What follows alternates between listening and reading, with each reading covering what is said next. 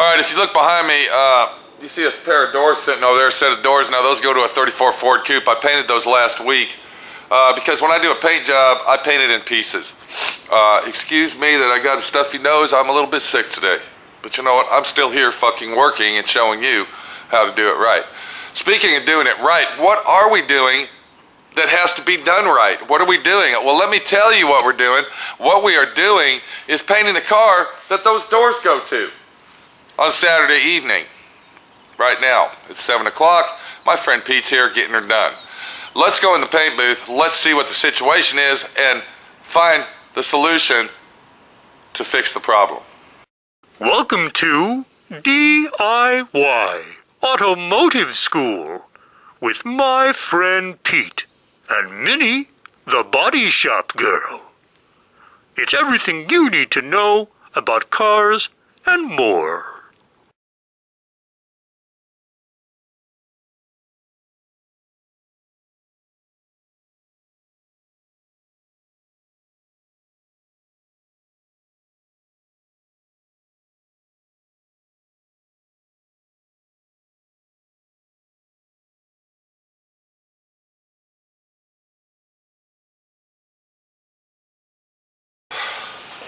All right, I went ahead and put 3 full wet coats of paint on this. This is Basecoat clear coat, so this is the Basecoat paint we're looking at. But if you look right here in this area, I got a sag. I got a sag right there that I got to get out before we put the clear coat on. Now, how are we going to do that?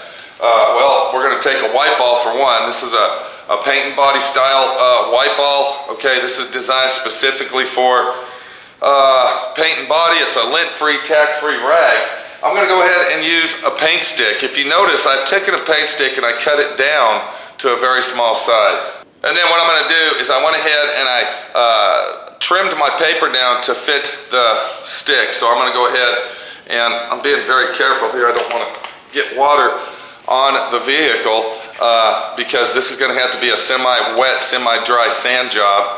We really got to be careful. Once again, this is raw base coat, so we don't want to screw it up. Now I've let this sit for approximately 30 to 45 minutes. But if you look right here, you can see that sag. And what we're going to do with that sag is we're going to go ahead and take our sanding block that we created here using a paint stick. And I have a bucket of water over here down on the floor. And what I did is I went ahead and dipped my paint stick in there, being very careful not to get a lot of water on it. And then what we're going to do is we're just going to lightly sand this out of here. And if I'm looking at it correctly, it looks like it's not the Basecoat paint. But you know what it is? Okay, because you can see it changing colors right there if you look real close. That's not the paint that's actually giving us a situation. But what it is, all right, it's either the sealer or the primer.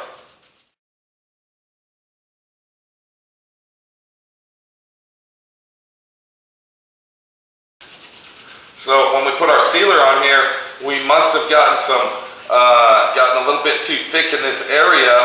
And what happened is, yep, that is the sealer. You can see now, plain as day, all right, that it's a totally different color than the rest of the car.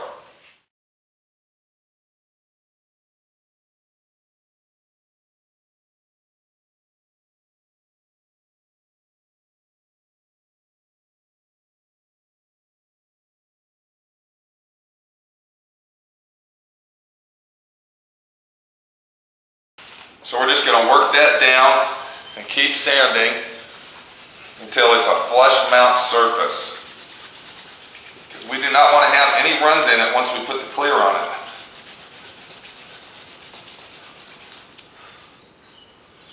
And now what we've done is we went ahead and removed our run just like so. The next thing we need to do is we need to go ahead and spray a coat of paint on that. So since I found one run, we finally realized that was the sealer that we were fucking with here. I'm walking around the vehicle and making sure that we got all of them out. I found another one right down here, right here on this lip. So I'm going to repeat my process and just barely wet my sandpaper using my homemade sanding block that I made with a paint stick. using 1200 and sanding that run out. And once again, yes, this is the sealer again. This is a sealer situation where the sealer went on a little bit too thick and fucked us in the ass. But did it really fuck us in the ass? No, because we caught it before the fucking started. You can always look at it that way. You can always say that to yourself, that you didn't get fucked around. You just caused a little bit more work for yourself and caught the problem before it was out of hand. That's what you could do. You could do that and everything will be fine.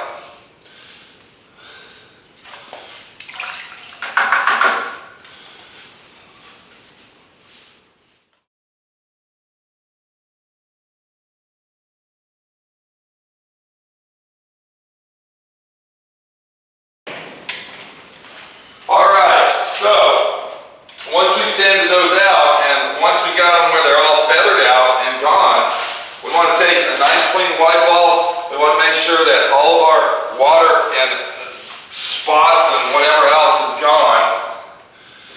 Alright, and then the next thing we want to do is we want to go ahead and blend some paint in there, smoke it all in together, and so we can continue to put our clear coat on.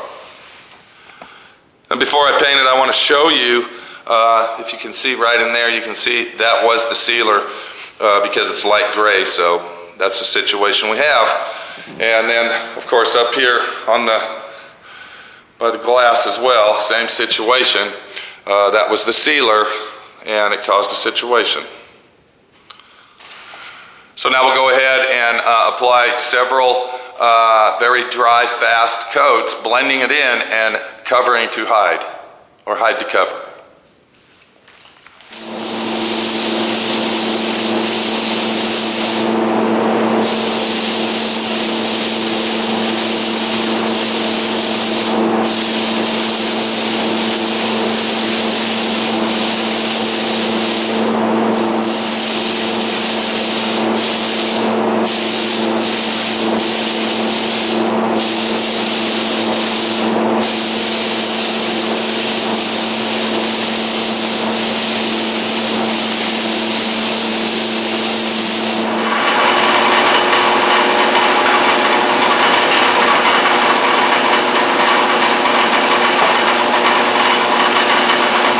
Basically, that's the situation you got.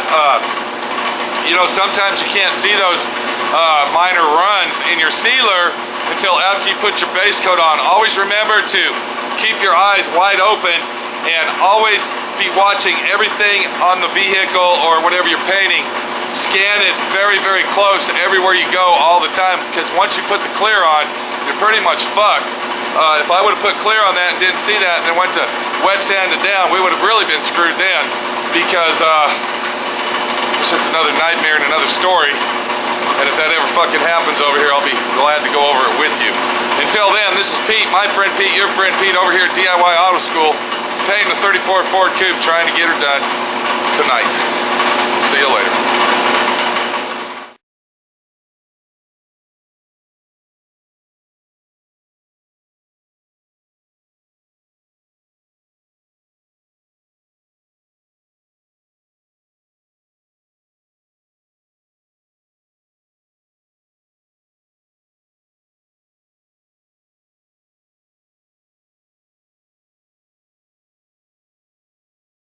Thanks for watching D.I.Y. Automotive School. Classes don't stop till you know everything.